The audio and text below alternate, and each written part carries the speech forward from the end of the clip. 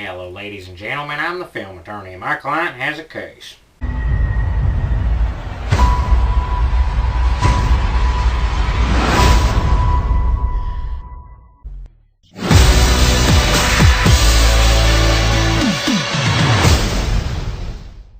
Good taco, bitch.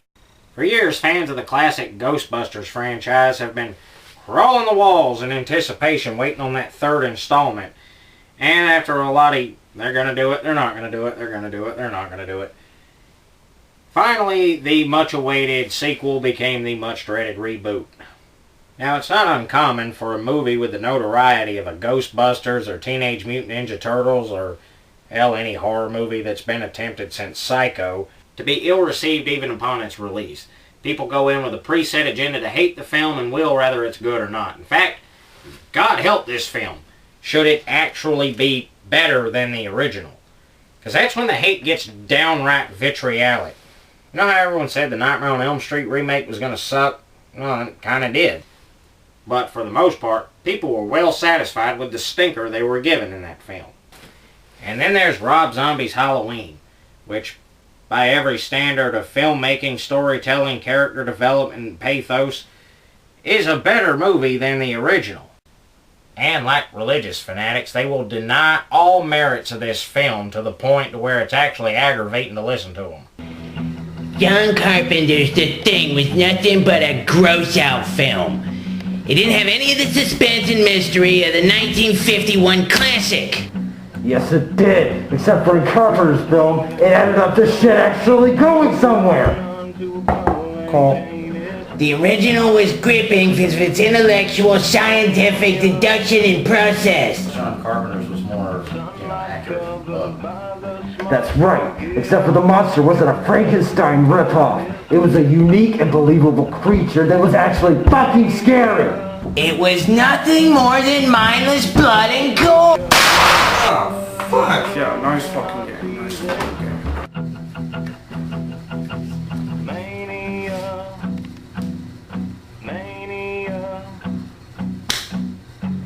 What are you checking his pulse for? His fucking head came apart.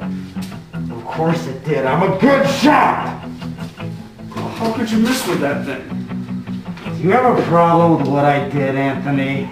And even with a reboot factor working against the film, they went with a very strange choice. Changing the cast to an all-female Ghostbusters team. They're chicks now. They don't have any logos on their uniforms. I presume they're going to be funny because Kristen Wiig and that funny chick who does the Ellen imitation is on it. And Melissa McCarthy, she's always good for a laugh. And that black chick who got in trouble with the NAACP for making a slave joke. I really don't think America's on that much of a mom shortage. And what do you care? What does it matter that 3 of these women don't have children? Who cares?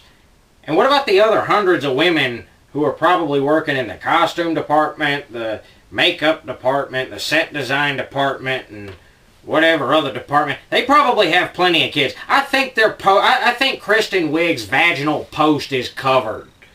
What the hell are we doing here? Look at how they're standing. Women don't stand like that. Look at that. What is this? Well, sir, I appear to be looking at a photograph of 4 women standing exactly like that. And I have a hard time believing you've never seen this pose before on a woman. Now, I'm not saying they have to look like this. Although, why is that so unthinkable? Okay, me and you are in total agreement on that point. Except for the fact they already made that film. Women are scared of ghosts. Pretty much everybody's scared of ghosts. That's the point of a goddamn ghost, is people are scared of it. Here's a series of photographs. Look at this family. The dad is laughing. Now these women, the daughter and the mother there, they've paid money to see ghosts. Sir, I reject the notion that the people in this photograph paid money to see a ghost based on the fact that ghosts are not real. This is how women react to ghosts. Look at these guys. Look at these guys. Look at these guys. Look at this guy. The man is holding her hand going, all right, I have to protect her. There's a specter coming at us. A dead Morpheus being is going to try to take our souls. And what does she do? She screams her head off. Now, That is a good thing. We like that women are not badasses. We like that they're scared. They have a thing that makes babies. Oh, good Lord, man. Buffalo Bill didn't fantasize about having a uterus as much as you do. I mean, when your wife was giving birth, did you go lay in the adjacent hospital bed and put your feet in the stirrups and pinch a loaf? My God, who wrote this? Why are you giving me this material? Yeah, you're right. That would have been so much funnier if I said it. Are you gonna finish the joke?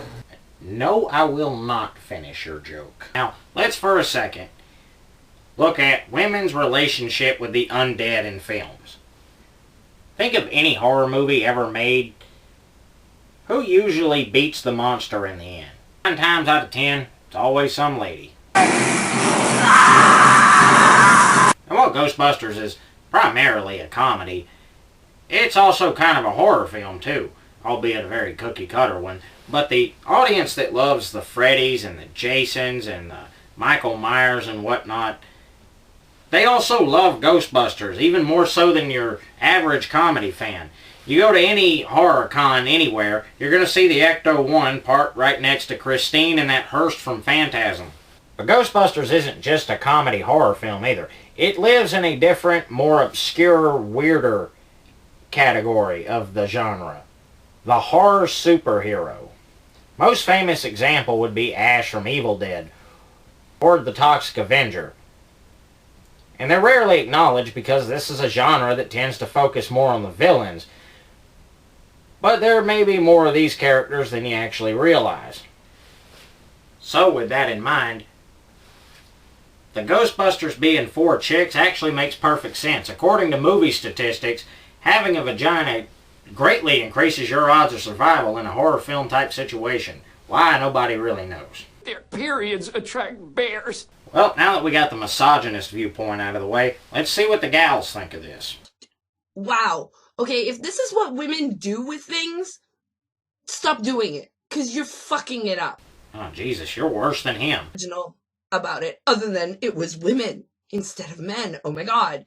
And you're fucking with a classic just to promote this fucking feminist ideology that anything a man can do, I can do it better, because, you know, vagina, I'm a woman, woohoo.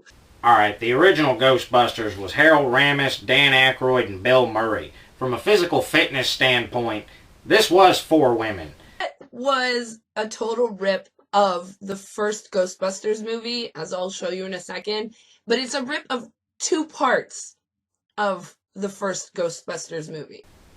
Okay, the scene in question, I take it, is the reimagining of the librarian scene from the original film. Well, they're going to have to do that. It's a class 4 operation. That's okay, she seems peaceful. My name is Erin Gilbert, Doctor of Particle Physics. Let me explain exactly how one element of making a remake is the homage scene. Now, they serve generally 3 purposes. 1, paying homage to the original. And 2, to let fans know that they understand the Ghostbusters origin story and that it has to involve the 3 of them seeing their first ghost together, one of them getting slimed. Rather than waste the runtime of the movie making that 2 separate scenes in 2 different areas of the movie, they combine them into 1. And they still get to earn those little Ghostbusters rites of passage that fans consider necessary. That stuff went everywhere, by the way, in every crack. I'm joining the club. You guys are really smart about this science stuff, but I know New York. I fucking love this part. The black woman is not a scientist at all. I mean, if you're gonna claim that all 4 of them were scientists in the original, which is not true, then why wouldn't you make her a scientist? Because she's black? Okay, let's explain Winston for a second. The Winston character was not there to represent black America. He was there to represent the working class. Being black is irrelevant to his character. If there's a steady paycheck in it, I'll believe anything you say. However, making Winston black was a very smart move. For marketing reasons. The same reason there was a black Barbie. To appeal to black people. And there weren't a lot of black heroes on screen at the time. This is the end of your rotten life, you motherfucking dope pusher. Alright, none for kids anyway. But so far, Leslie Jones seems to be serving the same purpose as Winston, to represent the working class Ghostbuster. Winston's also the only Ghostbuster not being played by a comedian. Ernie Hudson is a working class dramatic actor. Winston's the only character that had to audition for the part, and also casting a comedian for this part was probably a bad idea, considering that black comics, not to make a broad generalization, they all draw their jokes out of the same well. I'm black, y'all, and I'm black, y'all, and I'm blacker than black, and I'm black, y'all. Speaking of which, what are the jokes in this movie? Are there any jokes in this trailer? And we might be the only ones who can stop it. Holtzman! Hey! Get out of my friend, Ghost! Ow, that's gonna leave a mark. Well, it didn't get a laugh, I assure you. Let's do this! Okay, I don't know if it was a race thing or a lady thing, but I'm mad as hell. Look at it, black, blacker than black, black, I'm blacker than black. Hey, Ted, you bring back that camera. Bring it right back. What I think you're gonna do? Yep, restrain him. Don't you dare. Don't you dare. Get off me. You brother.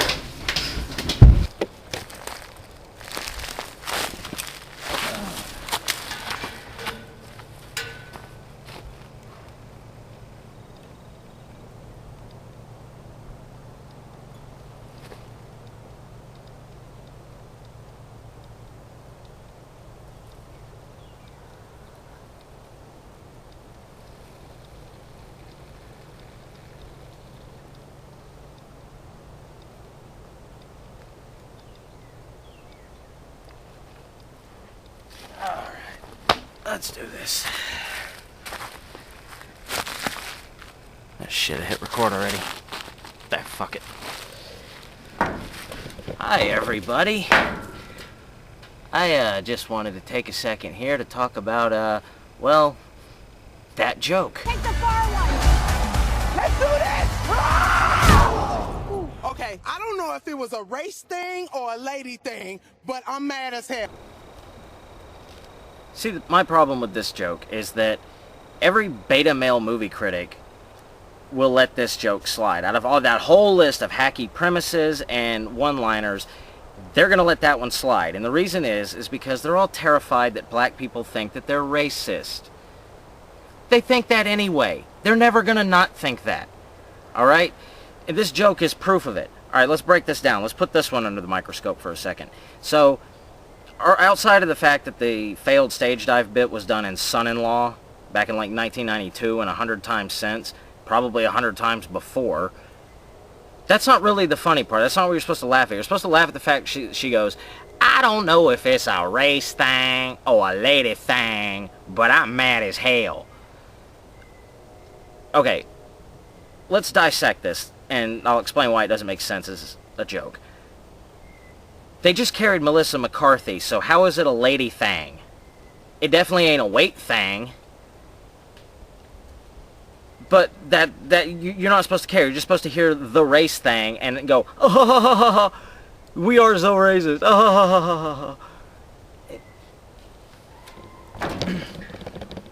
So basically this joke, what they're saying in this movie is that white people are so racist they don't catch black people when they stage dive, or even more infuriatingly, it will be Leslie Jones, all of her dialogue and funny banter will be her saying a bunch of racist shit, and no one will say, hey, why did the black Ghostbuster have to be a fucking racist? They'll just sit there and they'll smile and they'll go, she really brought a realness to it with her hacky, black people don't live long in these situations, which is provably untrue. And what, a black woman can't take your subway tokens? Mm-hmm. Is that... It seems like she's going to be substituting loud. That's going to be what's funny. She's just going to be really loud. But everyone's just going to sit there and go, yeah, she was great. But I sensed a little covert racism in Kristen Wiig when she was just casually using the word spooky. Either be offended by all of it or be offended by none of it. Now, me personally, I think it's just an overused hack premise for a joke, and has about as much place in a Ghostbusters movie as an explosive diarrhea scene or a third act breakup. Ghostbusters has enough cool shit in it to mine comedy from that you don't have to resort to that. Anyway, my prediction, Leslie Jones will make this fucking movie unwatchable just by doing that. If everything else turns out to not be that bad, she'll make this thing unwatchable. Thank you. I'm done. But for all that's working against this film, there looks like there's some pretty cool stuff in it. And based on information out of leaked emails disclosing all of the plans for this franchise, I think it's worth giving it a chance before you just up and decide it sucks before it even opens in the theater. I'm the film attorney, and for now, the defense rests. It's a laughing riot these days, just trying to get by. You'll give up all the meaningful for a job and a wallet of size. It's a sick comedy, yeah, we play and we play.